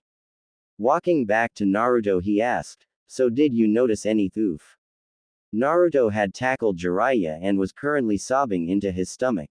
After a few moments, Naruto calmed down. "Did you really mean it, Ero-sensei?" Naruto had finally found out what his sensei did when researching things for his books and refused to call him anything without attaching Ero to it. Blinking as the end of the conversation nudged the joy Naruto felt at his sensei's pride, Naruto started to scowl. "Did you really have to punch me so hard?" "Well, Naruto, what do those two things tell you about this jutsu?" Jiraiya questioned Naruto, hoping that the blonde would be able to put two and two together by himself for once. That it only takes one hit to dispel a clone. Seeing Jiraiya's expectant face, Naruto scrunches his own up in his thinking pose. That when a clone dispels, I learn what it did." Jiraiya decided to let that sink in on its own and watch the fireworks. Suddenly Naruto's eyes went wide. "That's so cool. Training will be so easy now." Naruto was hopping around in circles doing his victory dance. Still shouting, Naruto continued, "I'm going to have so much fun with this." "Thank you, Ero-sensei." Naruto had returned to hugging Jiraiya around the middle again. "Before you go to school tomorrow, make, I don't know, 400 clones. I'm going to split them into 4 groups and have each group do something different. Now shadow clones can only transfer mental progress, so that means you still have to exercise. You can't make clones do it for you. In fact, I'm upping your physical exercises to 4 hours of exercise and 2 hours of sparring against your clones every day. You need more practice fighting superior numbers. On the bright side, muscle memory is technically mental, so you can learn new styles of taijutsu, but you'll still need to get your actual body used to fighting with them. So the way I'm dividing up your clones is 100 for taijutsu practice, 100 for ninjutsu practice, 100 for fuinjutsu practice, and 100 for your nature transformation practice. It is the first step in being able to truly master a jutsu.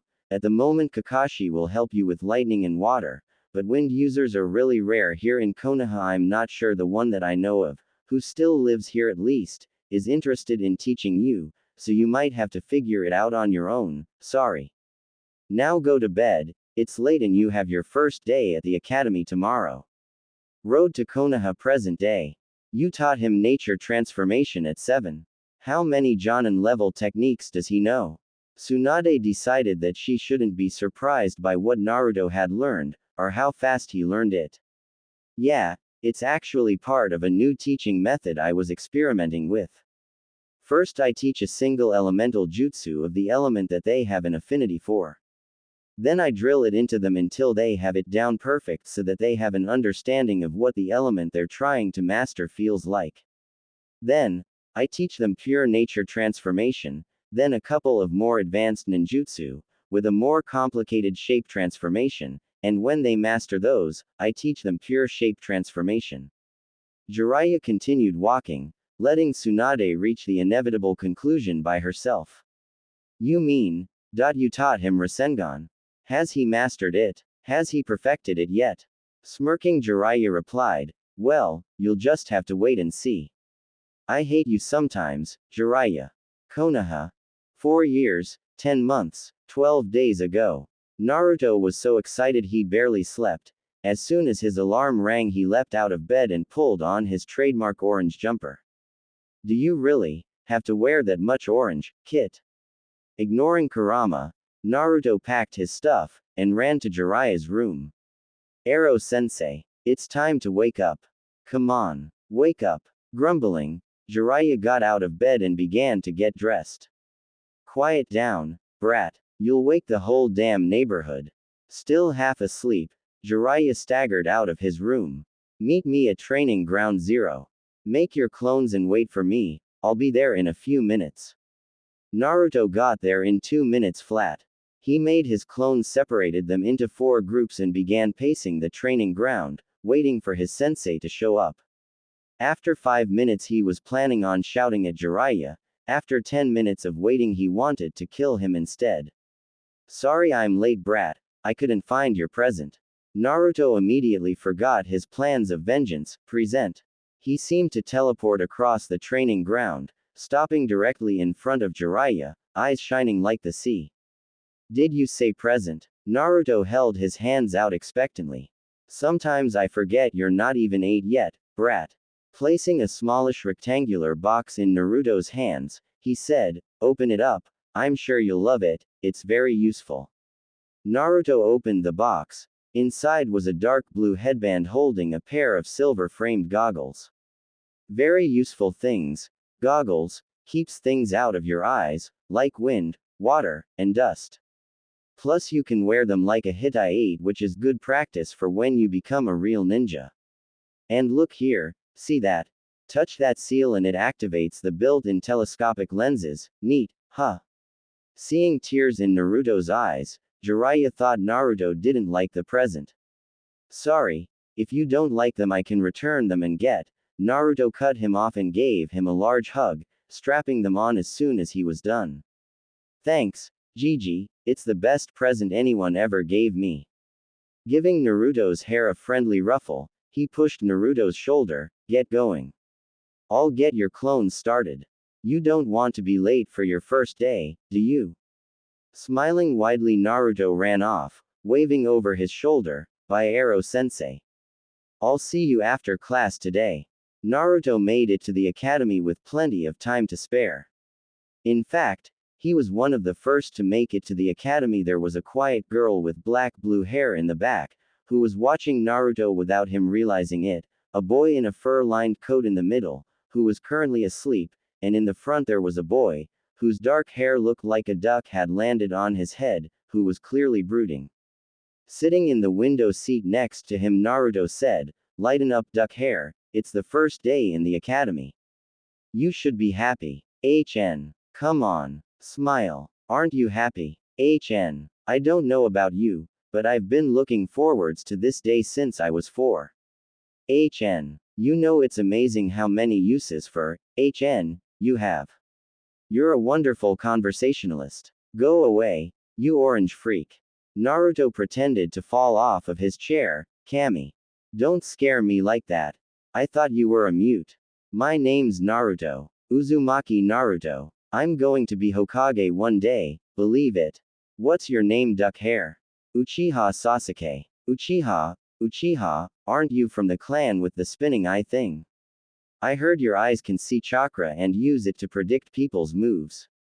Is that true? That sounds so cool. I wish my eye did something like that, it just makes things blow up most of the time. Ignoring you won't work, will it? Nope. Jiraiya Ero-sensei says I'm the most stubborn person he has ever met. In the back, the quiet girl giggled. Fine. Yes, my clan possesses the Sharingan, and yes, it can see other people's chakra, but I don't know from personal experience, now go away. Naruto. Is that you? A voice Naruto hadn't heard in almost a year called from the front classroom door. Looking up Naruto saw his old friends Nara Shikamaru and Akamichi Choji. Shikamaru strolled over to Naruto, at what those who knew the lazy Nara would call a dead sprint. Where were you for the last 10 months? I haven't seen you since before your birthday. Stuff happened on my birthday, I'll tell you the story later. It's complicated and we don't have time right now. Turning to Choji, Naruto blinked at his friend's new headwear. Choji, why are you wearing your underwear on your head? What? I'm not. It's a bandana. But Naruto wasn't paying attention anymore. The prettiest girl he had ever seen had just walked into the room. She had long pink hair and large jade green eyes. She was wearing a knee-length, short-sleeved red dress, slid up to the waist on one side, over dark green leggings that ended just below her knees. Naruto was in front of her before anyone could blink. You're pretty, what's your name? The quiet girl frowned at this. She had hoped the blonde would notice her. You think I'm pretty? The pink-haired girl looked mildly surprised at this. What about my forehead? It's huge. Naruto said, turning his head sideways. I didn't notice it.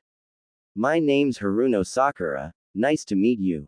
Smiling, Sakura held out her hand for Naruto to shake. He's not half bad, Sakura thought. He's no Sasuke-kun, but at least he thinks I'm pretty. Alright class, listen up. Called a new voice, which belonged to the tallish man with black hair, done up in a spiky ponytail, wearing the standard dark blue shinobi uniform, with the sleeves rolled up to mid-forearm, and a green, Chunin flak jacket. I said listen up. The noise level in the class dropped immediately. My name is Yumino Iruka. I'll be your sensei for the next 4 years. This guy, he pointed to a similarly dressed ninja with silver hair covered by a bandana, is Mizuki. He's the secondary instructor for this class. Class begins now. Naruto was never so bored in his life. Iruka-sensei seemed nice enough, but his lectures on ninja history were boring and he knew everything Iruka had to say about chakra theory. There were a few times he wanted to correct Iruka's take on chakra theory, but Naruto had realized that Iruka was dumbing it down for the kids who had never heard about it before. Finally, the bell for lunch rang and Naruto ran off to buy himself lunch. Heading to the outdoor eating area, Naruto saw Shikamaru and Choji and headed to sit with them. Hey guys, what's up? Nothing, said Shikamaru. Nom nom. Choji was eating and unable to speak. Oh, hey Sakura-chan. Naruto said, the pink-haired girl walking in their general direction, waving her over, he said, do you want to sit with us? Sure. Thank you Naruto-san. Just Naruto is fine Sakura-chan. Hey Naruto, mind telling us why you went missing for almost a year? Shikamaru asked. We were worried. Well, I tried to find you on my birthday but a mob attacked me. No way. Really? Choji looked at Naruto with shock. Why would a mob attack you? A mob attacked him, Sakura thought. Oh, no. He seemed so nice. Don't tell me he's the reason. It's complicated, and technically a secret, Naruto said in between mouthfuls of food. Well, what happened? Choji and I were looking all over the place for you for months. You could have told us where you were. Sore agck. Naruto had thought his food tasted a little funny but now he couldn't breathe. Naruto. What's wrong? Choji asked of the gasping blonde. Kami. Someone get a nurse, he's turning green. Sakura shouted. Naruto had started foaming at the mouth. Shikamaru noticed the slightly green-tinged foam. I think he's been poisoned. He was poisoned on his first day at the academy. Tsunade was furious that someone would try to kill a 7-year-old 3 times in less than a year. Yeah, wasn't the last time either, the brat's made of iron. How could someone do something like that? Shizune used poisons in battle but she would never poison a child. She couldn't believe someone would do it not once, but multiple times. We managed to catch one of the perpetrators eventually. It was the same one who hired Zabuza. You said one of there was more than one. Like I said, the only reason I haven't raised Konoha myself yet is because the brat likes it for reasons even I can't fathom at the moment. Jiraiya-sama, what happened next? Well, Konoha. 4 years, 10 months, 12 days ago. Naruto woke slowly. His mouth felt like someone poured glue down it. Water. He gasped. Here you go, kid. Naruto turned his head to see Jiraiya sitting next to him, a thunderous scowl on his face. I came as soon as your clones dispelled. Well, that explained Naruto's splitting headache. Someone put enough poison in your food to kill the entire school. Naruto's eyes bugged out. How'd I live? Apparently it wasn't enough to kill you. Your stomach must be lined with iron. I helped Kit. Thanks Kurama. I owe you one. Naruto sent back. Kurama says he helped. I guess he would. Regardless, tell him I said thanks. Jiraiya walked towards the door. I have things to take care of. It's late. Get some more rest. You'll need it for class tomorrow and you'll have to make some extra clones to catch up with your training. K. Good night Arrow Sensei. Good night, brat. Konoha.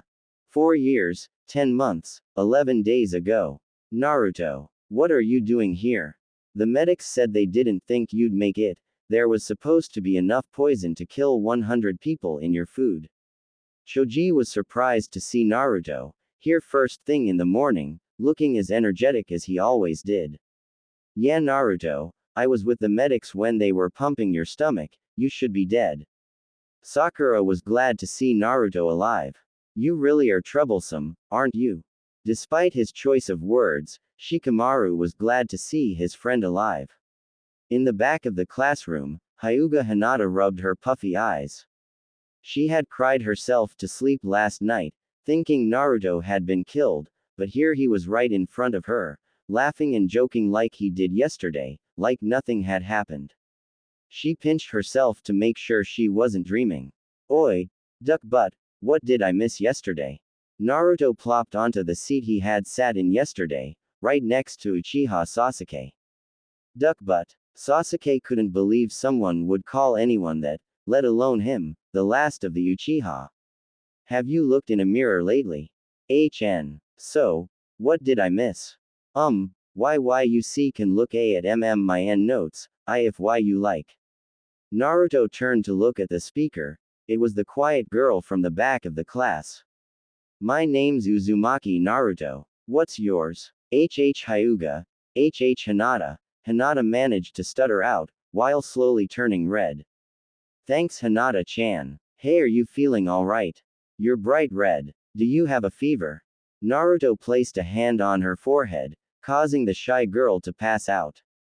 Oh no. Is she alright? Was she poisoned too? You really are an idiot, aren't you, Fishcake? Sasuke decided that if the orange idiot was going to give him an insulting nickname, he would return the favor. What are you talking about? She passed out. That can't be normal. Someone needs to get her to the nurse. She'll be fine, Fishcake. Fine then, I'll take her to the nurse myself, duck butt. Naruto picked Hinata up and carried her, bridal style, to the nurse's office. Partway there Hinata woke up. Is Naruto-kun cc carrying me? She thought. You okay Hinata-chan? You worried me, Naruto asked Hinata when he felt her stir. Hinata promptly passed out again. Huh, she must be really sick. Hinata came back to class just before the second lesson started. Naruto handed her her notebook and a piece of paper covered in writing. Here's your notebook Hinata, and here's a copy of my notes. I hope you are feeling better now. Not trusting herself to speak, Hinata nodded her head and went back to her seat. It was lunchtime and Naruto, Shikamaru, Choji, and Sakura were all sitting together again. How are you feeling today, Naruto? Sakura asked the hyperactive blonde. Should you even be here today? I mean, yesterday you were poisoned, shouldn't you be getting some rest? My stomach's made of iron. It'll take more than a little poison to put me down. Naruto, there was more than a little poison in your food yesterday. Shikamaru gave Naruto a pointed look. Did you do anything to make sure it doesn't happen again? Yeah, my lunch is from home and I sealed it in a storage seal, locked with a blood seal. I'd like to see them open it. Naruto twisted the top off of a bottle of water. Wait, Naruto, where'd you get that water from? Sakura asked, worried about her new friend. But it was too late. Naruto had gulped down the entire bottle, and was already turning green. You bought it from the cafeteria, didn't you? It was poisoned, wasn't it? How stupid can you be? But it was sealed. I thought it would be safe. I'll be right back. Naruto rushed to the bathroom and proceeded to be heartily sick. Naruto managed to stagger out to the academy training grounds just in time for afternoon classes, today's being taijutsu, followed by weapons practice before going back inside for Naruto's least favorite class, chakra theory. Naruto-kun doesn't look good again. Did someone poison him again? Hinata wondered. He's still here. If it was me, I'd use being poisoned as an excuse to go home, the lazy Nara mumbled. Wow, Naruto's tough. I wonder how he does it. Choji was impressed by the blonde's resilience. Mizuki waved Naruto over to him. Okay Naruto, since you missed yesterday, I'll teach you the basics of the academy-style taijutsu. Here, take this stance. Mizuki demonstrated the technique correctly, but with a clearly sloppy base stance of the academy style. Sensei, your form is sloppy, your feet are too close together, and your arms are too far apart. You should do it like this. Naruto demonstrated the correct stance, his feet exactly the right distance apart and his arms in the perfect position. He could have been a picture from a taijutsu scroll. Damn, I guess I can't sabotage this part of his education. Mizuki thought to himself. Well, Mizuki sheepishly rubbed the back of his head. It's been years since I used the academy style and this is my first year as an academy instructor. How'd you get so good at the academy style? Your form's even better than Aruka's. Ero-sensei taught me. I spent 2 hours a day for the past year drilling in it, and it's pretty simple really. I know a few other styles, but I'm not as good at them. Naruto, why do you call your sensei a pervert? Because he is one. His hobby is peeking on girls at the hot springs. He has no shame. So I call him Ero-sensei, and I'll keep doing it until he stops. Mizuki's sweat dropped at this and decided that he really didn't want to know, a move that he would regret in the long run. If you really are better than me at the academy style, why don't you help some of the other students? Aruka interrupted Mizuki and Naruto. Haruno Sakura needs some help, so does Aburame Shino. Okay, Aruka-sensei. Naruto cheered, and rushed off to help Sakura. The rest of the month went by like this. Naruto was poisoned in a variety of ways. Sometimes they'd manage to get to his food, other times it was poisoned pins stuck in his school bag, once it was a blow dart to the back of his neck.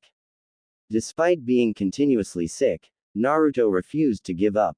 In the afternoons, Naruto would help those who were having difficulty with the academy style, and then he would spar with Aruka-sensei, or occasionally Mizuki-sensei. He, Shikamaru, Choji, and Sakura had become good friends, until one day. Konoha. 4 years, 9 months, 10 days ago. It was lunchtime when it happened. Naruto, Sakura, Shikamaru, and Choji were all eating together. Hey, Naruto, you never did tell us what happened on your birthday that made you disappear like that. Shikamaru reminded the blonde of the subject they were discussing before he was poisoned the first time. So, are you going to tell us or not? Well, I was attacked by a drunken mob during the festival. Naruto began, but was interrupted by Sakura. Festival. Sakura was worried. Something terrible had happened to her during the festival that celebrated the defeat of the Kyuubi. Naruto, just when is your birthday? October 10th. Why? Oh, Kami, please tell me I'm having a nightmare. Sakura thought, it can't be him, he's too nice for it to be his fault, please let it be someone else. Anyways, I was attacked by this drunk mob, and they chased me all over Konoha. I had to jump, fall, off of a roof to escape from them at one point, but they caught me when I ran into a dead-end alley. Sakura was terrified of what he might say next, and Naruto, what happened next? Nobody seemed to notice her stutter. Well, the bad men had cornered me and I really thought I was going to die. In his mind, Kurama interrupted him. Kit, you weren't even awake at the time. Ignoring Kurama for the moment, Naruto continued his story, but the Hokage and Jiraiya of the Sannin saved me. I can't really remember what they did, cause I passed out from blood loss before Gigi finished talking, but I bet it was super cool. I can't believe you. How could you? Tears streaming down her face, Sakura stood up. I never want to talk to you again. I can't believe you pretended to be my friend, you murderer.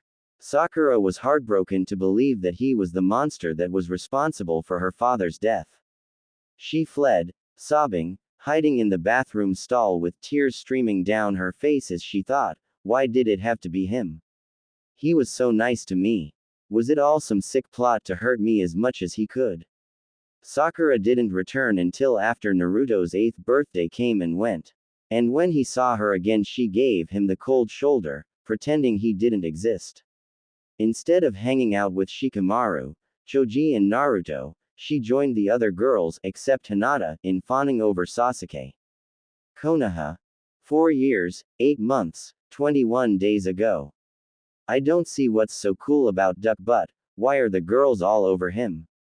Naruto asked a few weeks after the incident, as Naruto called it. Probably because he's dark and mysterious, and Naruto, even you can't deny he's strong.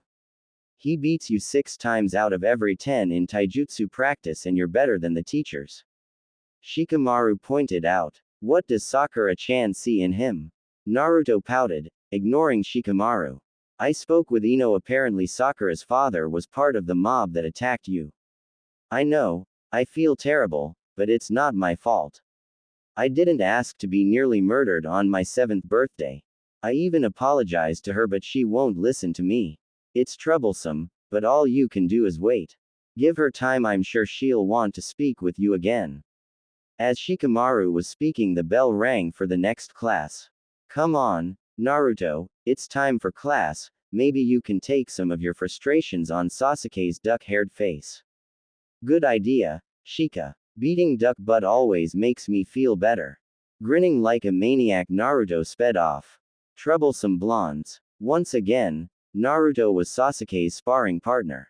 After the first week, no one in the class really wanted to fight either of them while using the academy style.